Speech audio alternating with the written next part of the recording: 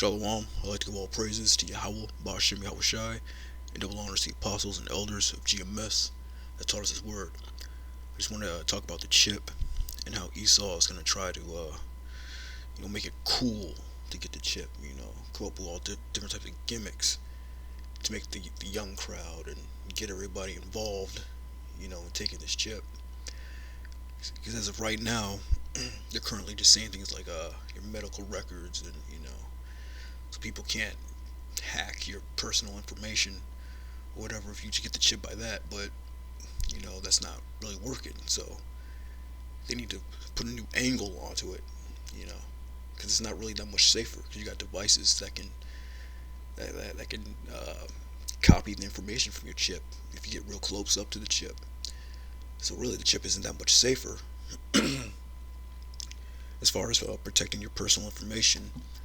But now they're coming up with these different ways to get people interested in that, like transhumanism and being a cyborg. A lot of these movies that are coming out and have came out features a lot of that cyborg technology.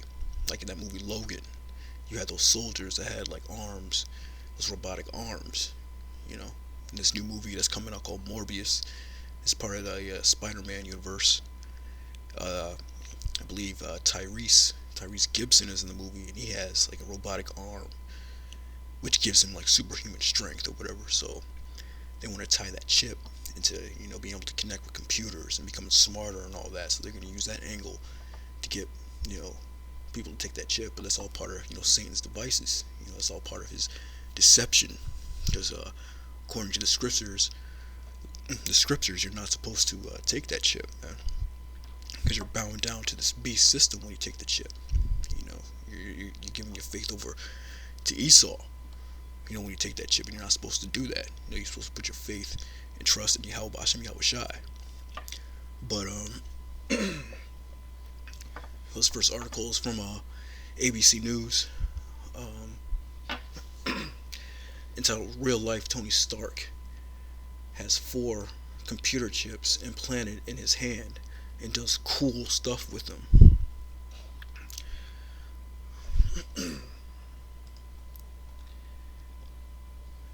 This type of body modification is known as biohacking. He's sort of like the Avengers Tony Stark in real life. Ben Workman, a 29-year-old software engineer, is a tinkerer and has fused technology with his own body. Workman has RFID and NFC computer chips implanted in his hands. He also has a Tesla key implanted into his right hand to control access to his Tesla vehicle, and a magnet in his left hand, which he says is mostly uses for Marvel villain Magneto-like entertainment purposes, such as pulling paper clips and metal chains toward his hands and obtains his magnetic field. So he's trying to compare himself to like Magneto and all these superheroes, to get people interested in taking this chip, like it's this cool thing.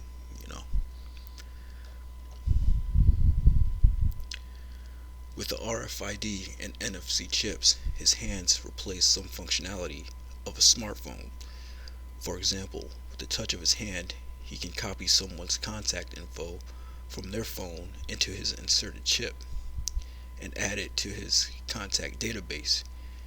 He can also configure Wi-Fi. Yeah, so he's trying to push this whole conveniency, being convenient,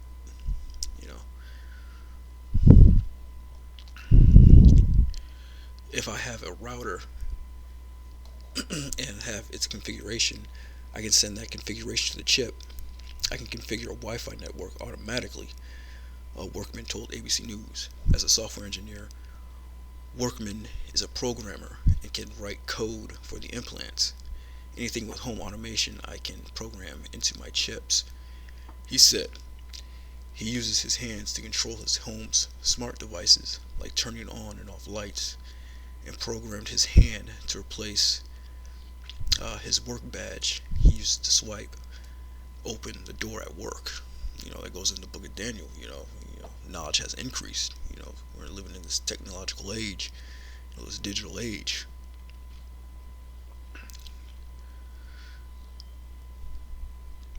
he said that the implant process is the same type of microchipping done on cats and dogs, and it's not painless. It hurts for sure, he said. It's a burning pain, then goes away. The RFID, NFC, and magnet were inserted just under his skin using a syringe and medical equipment. These are large needles, he explained.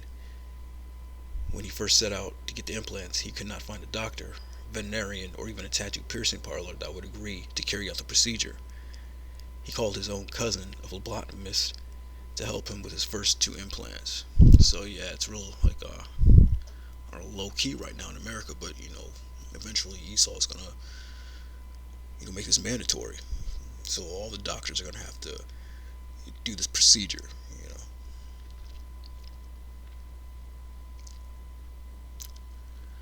Implanting the Tesla key was a more involved procedure.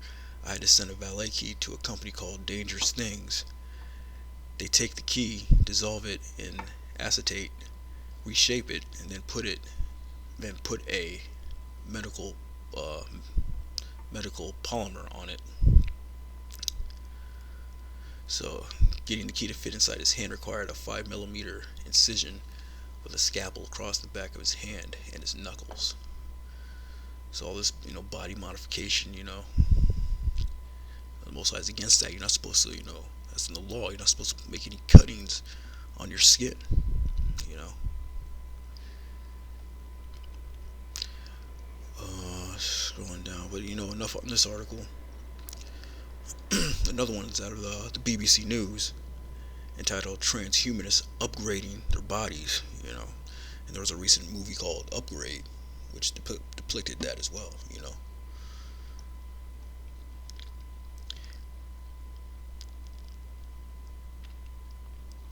Uh, Media caption: Transhumanism. How far would you go for a body upgrade? Winter Moriah says she loves having her keys in her hand, but she does not mean holding them. She's actually had her door key implanted into her left hand in the form of a microchip. Yeah, so slowly but surely this is coming to fruition, this prophecy. In her right hand she has another microchip implanted that acts as her business card, but could also be used to store important medical information for use in case of an emergency. The 31-year-old engineer also has a magnet in one finger that allows her to sense electromagnetic fields, which he says helps in her work. But not all her body upgrades are practical. Her latest procedure is to have two LED implants that turn on when a magnet is passed above them, illuminating her skin from the inside. Why? Because they are sparkly and I'm a magpie, she says. I like things that light up. So it's another angle, having little sparkly lights within your hands, stuff like that to draw people in, to get people to take that chip, Another example of trying to get that chip to be cool to take, the newest fad. Winter is one of the growing number of people who call themselves transhumanists. It's a belief that humans can improve beyond their physical and mental limitations and upgrade their bodies by incorporating technology. Yeah, this guy named Elon Musk, he's doing a thing called a Neuralink, where he's actually wants to connect a human brain to a computer, to increase, cognition and, human function. For Winter, her first cyber enhancements were not voluntary. They were through the hospital after a serious car crash in the United States that fractured her back and both her ankles and her knees. Her back was bolted together by surgeons, and one of her kneecaps was replaced with one that was 3D printed. If it was not for my cybernetic kneecap, I would not be able to walk. So yeah, Esau's technology and his transhumanist agenda. But that's all part of his crafty, devices. The Most High is going to put an end to this,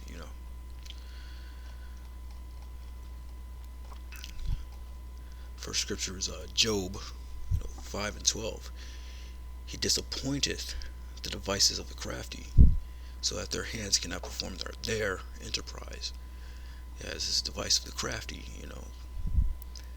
it's cybernetics and microchips and all that. Most High is gonna disappoint him, so they cannot perform their enterprise. And what's the enterprise? That New World Order. And this chip is part of that New World Order agenda. They want to chip the elites. They want to chip everybody. They want to control over every man, woman, and child on the planet through that microchip. And Most High is going to disappoint them. So you're not to take that chip, man. That's against Most High's plan, man. That's supposed to make any cuttings in your skin. And you're not supposed to inject that microchip. That's what the 666 is. That's talking about in the book of Revelation. It's talking about that microchip, the mark of the beast. So Revelation 14 and 8. And there followed another angel, saying, Babylon is fallen, that great city, because she made all the nations drink of the wine of the wrath, made all the nations drink of the wine of the wrath of her fornication.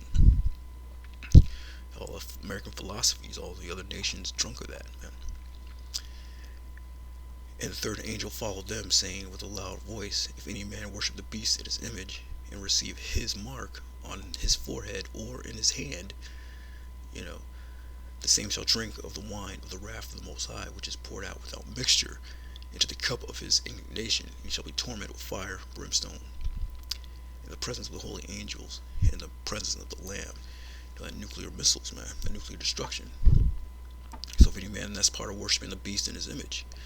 The beast being NATO, the image is, this Roman society here in America. That all links together with this mark of the beast. You're not supposed to worship that. When you take that chip, that's worshiping the beast in his image. If you do that, you're not going to get caught up in this nuclear destruction. So yeah, no matter how cool or how appealing, Esau makes taking this chip, man, you're not supposed to take it. This is a wicked thing.